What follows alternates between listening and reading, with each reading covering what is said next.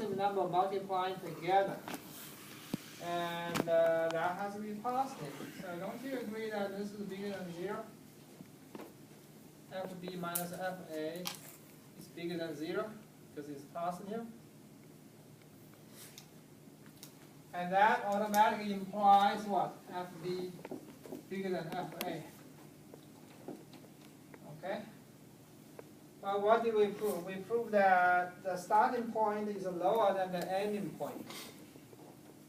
It proved that something like this. This is the A, this is the B. That's higher than that. Okay? Is that we have to prove more. We want to prove this is really, I want to prove it's increasing. I want to really prove this is true. But it's the same idea. You simply apply mean value theorem to what? To f on a different interval. Which interval do we need this time? Any x? Yeah, you need an interval. So you pick any, you want to prove this in general, right? In general, you want to prove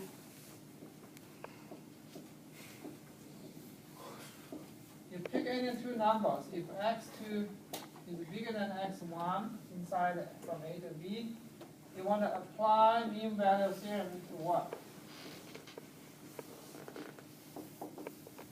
To fx on what interval? Can you tell me what interval is that? x1 and x2. Yeah, you want to apply that to x1 to x2. Does that make sense? Apply mean value theorem to x1, x2, right? And then what do we get? We get fx2, same as before, minus fx1 is equal to, can you tell me what's on the right hand side? Apply the mean value theorem, what would you get? F prime c. Okay, f prime of c, and then what else? X minus a. Hmm? X2 minus x2 minus x1. x1, right? No, you don't no longer b minus a. So x2 minus x1, all right? Now, we do know f prime is always positive, so this number is positive. What about that number?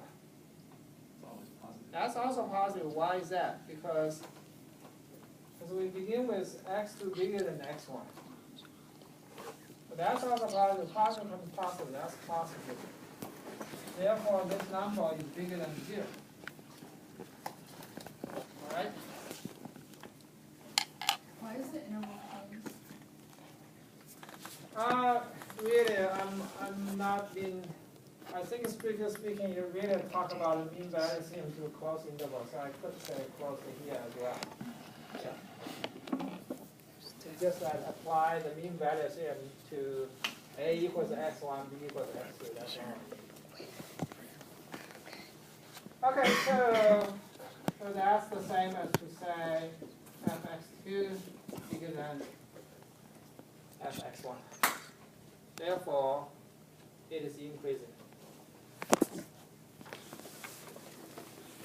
I feel like I'm creating extra trouble for your folks taking the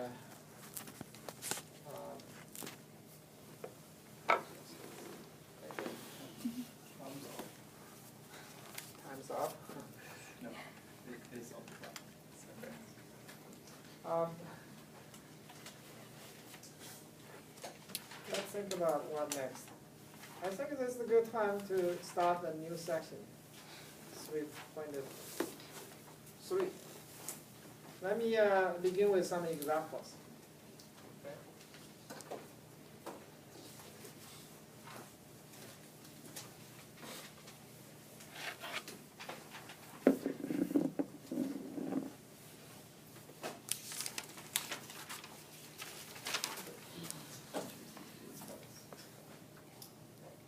Like the example that we have over here. Let's take this example here. Example. This is 3.3, a preview.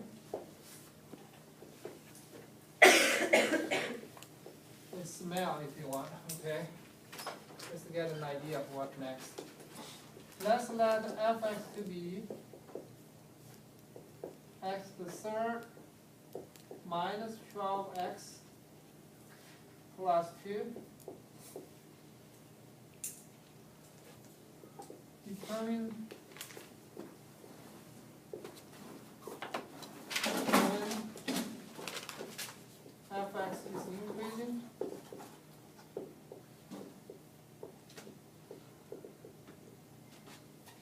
and when fx is decreasing.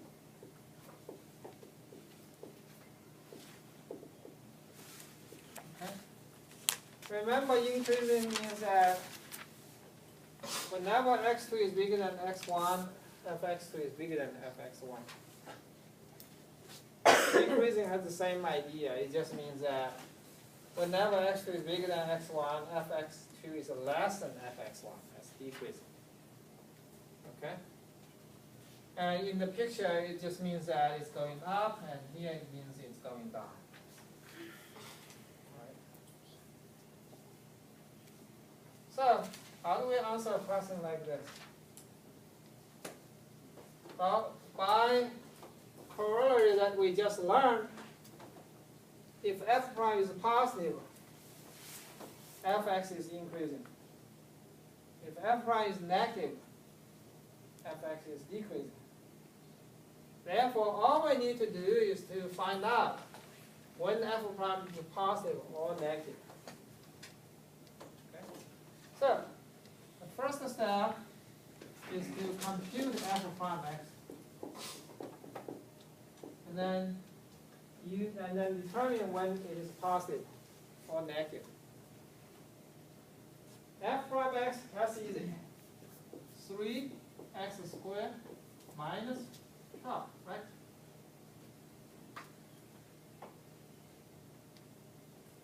Basically, we want to know when it is positive or negative. To do that, I suggest you first find out where f prime equals 0, or f prime does not exist. So, in this case, f prime exists everywhere, so you just solve for f prime equals to 0. Which means 3x squared minus 12 equals to 0. Plus or minus 2. When you take the derivative of 2 is 0. So it disappears. So it's just a minus 12. Right? Once you take f prime, the 2 becomes 0. Yeah, I meant the answer for x. Oh yeah, The you're value. ahead of me. That's right. So x squared equals to 4, right? And x is a plus minus 2. That's correct. Right. Those are the two critical numbers. And I would suggest that you make a table. Let me draw the table here.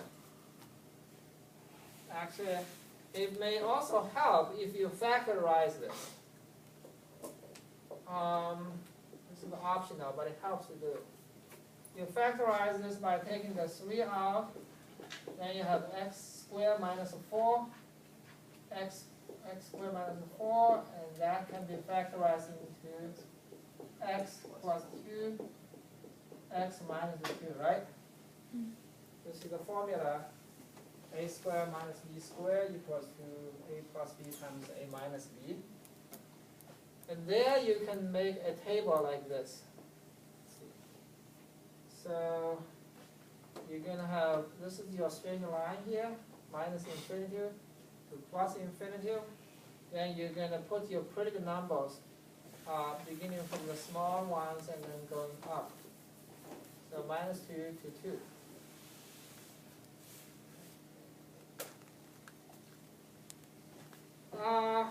The first two lines are optional, but I think it will help people. What's important is f prime. Is the next line, which is the f prime, and then the conclusion. So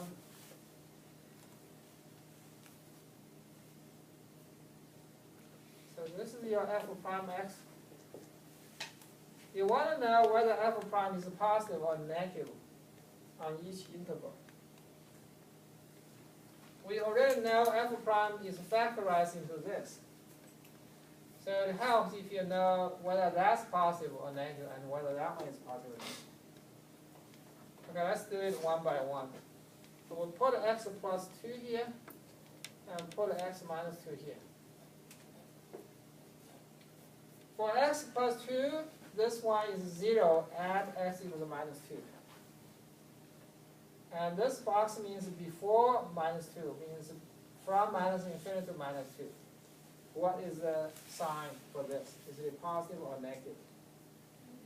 It's negative, right? So you put a negative sign here. After minus 2, is this positive or negative? Positive, right? It's positive and positive here. Okay. Do the same for x minus 2. X minus 2 is 0 when x equals to 2. It's 0 here, and before 2 it is negative. So it's negative here, negative here. After 2 is positive. F prime x is the product of the 2 then times 3. So here you have a negative, negative. We know it is positive, right? Over here is positive, negative. So it's negative. Here is positive, positive. So it's positive. Wait, you lost me. How did you calculate that now? You have two numbers, negative and another negative number. Negative times Oh, negative you is just add positive. it down. Okay. Yeah, you just kind of multiply. Yeah. Some people don't do it this way. They just plug in number. They use this one. That also works. Plug in x equals negative 3, for example. And then you get a number. That's 9. That's 27. So bigger than 12, so it's positive. Yeah. You can also do it that way. But I think when you have many factors, doing this way can be very easy to do. So then you can write the conclusion for fx. Here is a positive, that means f is increasing. I'm going to use this notation to denote f is increasing. Negative, therefore f is decreasing, and positive, that means f is increasing. So I have my conclusion. Fx is increasing where?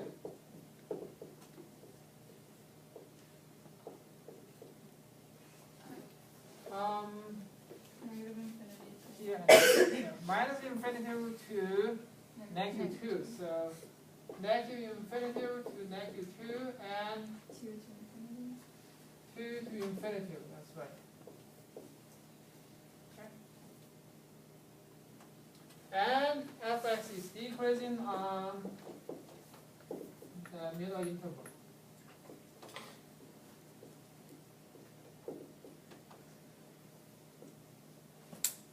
Minus 2 to 2.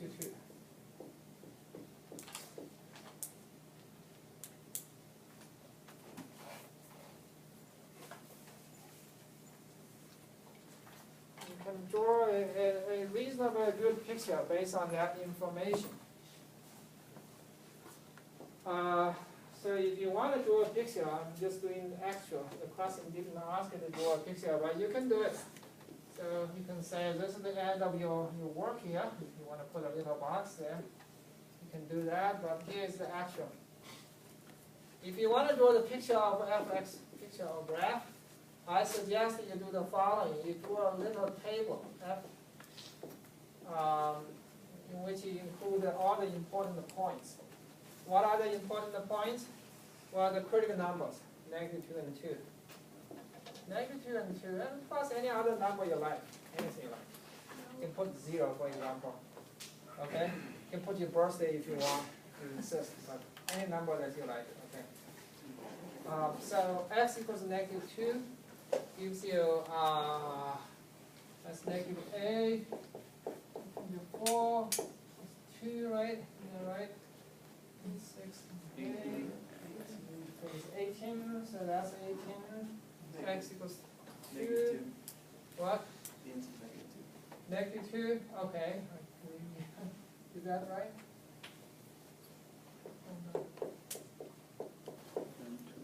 So it's a negative 14, right? Negative 14. So negative 14 now.